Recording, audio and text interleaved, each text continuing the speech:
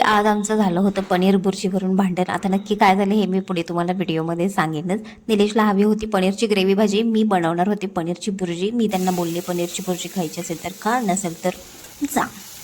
तर त्यानंतर इथे रेसिपी तुम्ही बघू शकता. कांदा, टोमॅटो, मिरची, तेल गरम करून त्यामध्ये टाकलेला आहे. हा आहे मटर पनीर मसाला आणि हे काही जगभरातले मसाले, रेश्माताईंचा डायलॉग.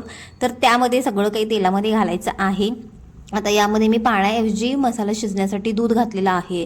यामुळे एक रिच फ्लेवर येईल आपल्या बुर्जीला. आणि इथे थोडंसं दूध घालून मी इथे मस्त असं मिक्स करून घेतलेलं आहे तेल सुटेपर्यंत. त्यानंतर इथे अर्धा चमचा मी यामध्ये तूपसुद्धा घातलेला आहे, आणखीन थोडंसं रिच जो फ्लेवर आहे तो येण्यासाठी. ठीक आहे, तर इथे छान मस्त असं तेल सुटलेलं आहे. आता यामध्ये मी पनीर जे मॅश करून घेतलं होतं ते मी टाकलेलं आहे. त्यानंतर इथे तुम्ही थोडंसं पाणी घालून शिजवून सुद्धा घेऊ शकता. मी थोडं पाणी घालून शिजायला ठेवलेलं होतं.